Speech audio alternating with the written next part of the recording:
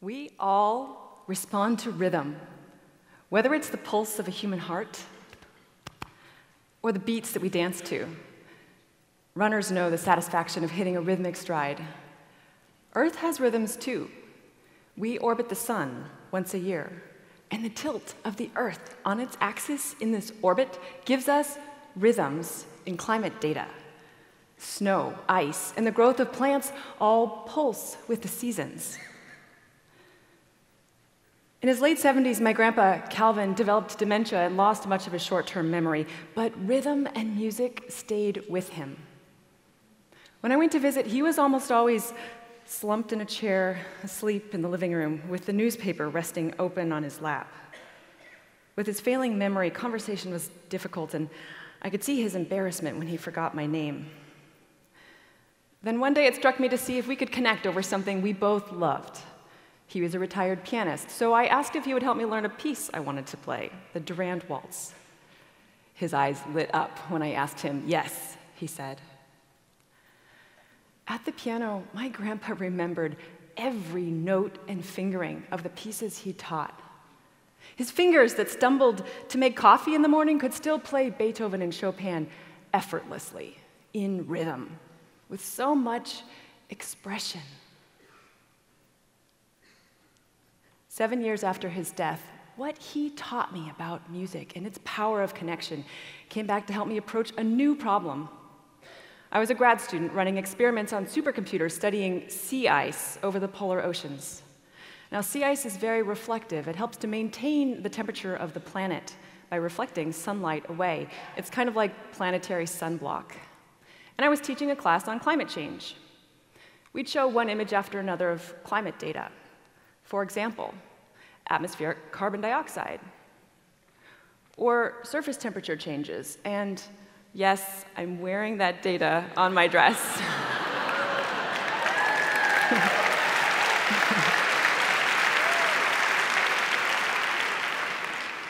But there's more. We'd show sea level rise, or methane emissions, sea ice loss, deforestation rates, precipitation changes, ocean acidification. There's more and more and more and more and more and more and more and more.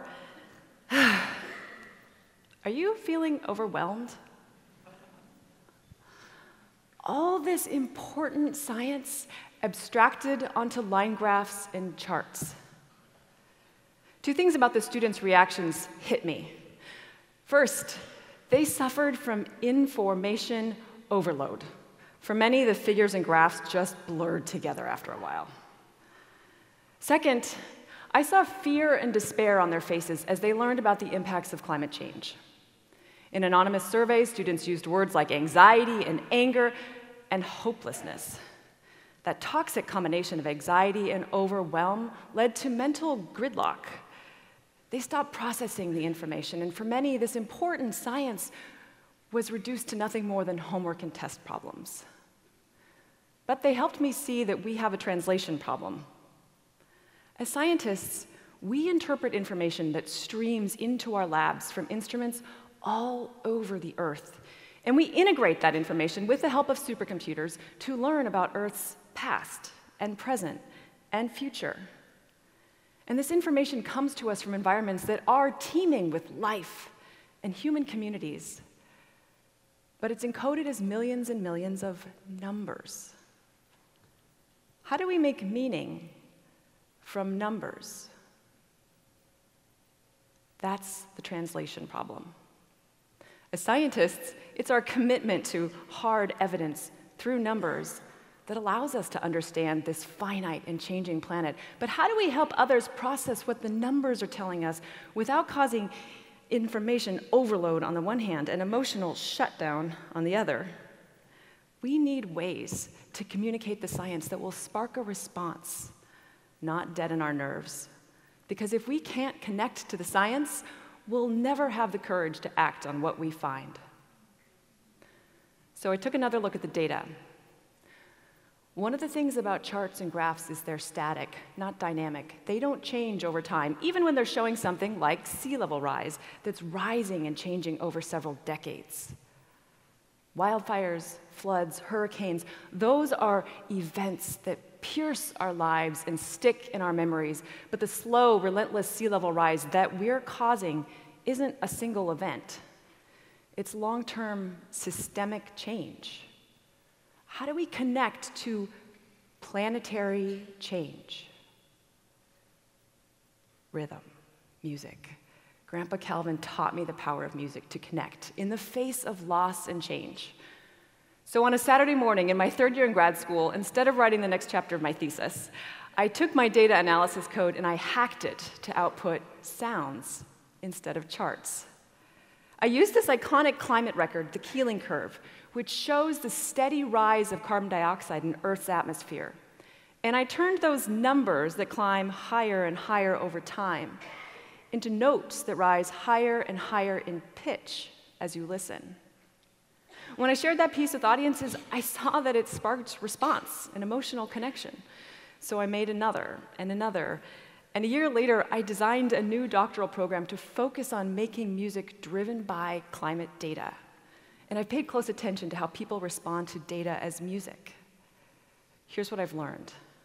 First, music's not constant. It changes and moves. So data as music can create an experience with the science of something like sea level rise. Listening to data unfold one note after another can help us understand how we're changing the planet over time. Second, as I said earlier, we respond to rhythm. Neuroscience tells us that rhythm activates many different parts of the brain, which is important if we're looking for new ways to connect to the information. If we listen to the data, we can hear Earth's rhythms. And we can hear the long-term changes, clear and unequivocal, driven by burning fossil fuels. The third thing I've learned is that, like the students, many of us have strong feelings about climate change, but we don't talk about it. The science can seem complicated and the polarization can feel toxic, but our silence often slips into denial, or to boxing up the problem and tucking it away. By translating data into music, we disrupt that habit and approach the science from a new perspective. Music can be catchy, or intimate, or vulnerable, and allow us to understand through rhythm and vibration that climate change is more than a test problem, and more than a policy problem. It's an experience of loss and disruption. Let me take you through an example. When surface temperature over the salty ocean drops below 28 degrees Fahrenheit, this is normal in the polar oceans, the surface of the oceans freezes over and becomes sea ice. This ice supports the whole Arctic ecosystem and blocks sunlight from penetrating the dark blue ocean below. It helps to keep the Earth cool. Now, take a look at this chart of satellite data. It's a record of 36 years of actual ice cover over the Arctic Ocean. It's not a theoretical model. That horizontal line, that's the long-term average. It separates the recorded quantity of ice cover that's above and below average. The jagged line shows how far the ice cover deviated from the long-term average. It varies month to month, but as you can see, it's gone down over time. Now, for reference, 1 million square kilometers is a little larger than the area of Washington State and Texas combined. So as you can see, there's a lot less ice now than there used to be. Now let's explore this same information in a new form. I've taken the data, translated it, and composed a piano score. And my colleague, Christina Lee, will play this data for us on the piano. Her left hand will represent that zero line, the long-term average, with 4 chords that repeat over and over, the rhythm of the seasons. There's 1 chord for each season. Winter, spring, summer, fall. Her right hand is the dynamic ice cover, the jagged line on the chart. When there's more ice, the right hand plays high notes. When there's less ice, the right hand plays low notes.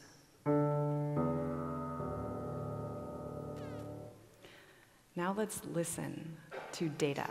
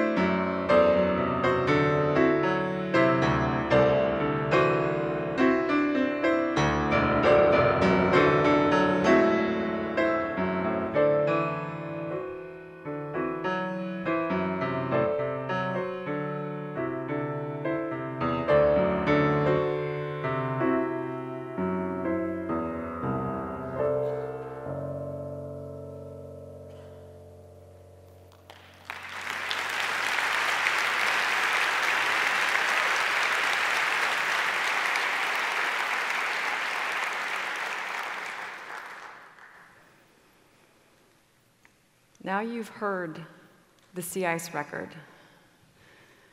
Did you notice Christina's right hand unnaturally crossed over her left toward the end? Did you hear the increased dissonance?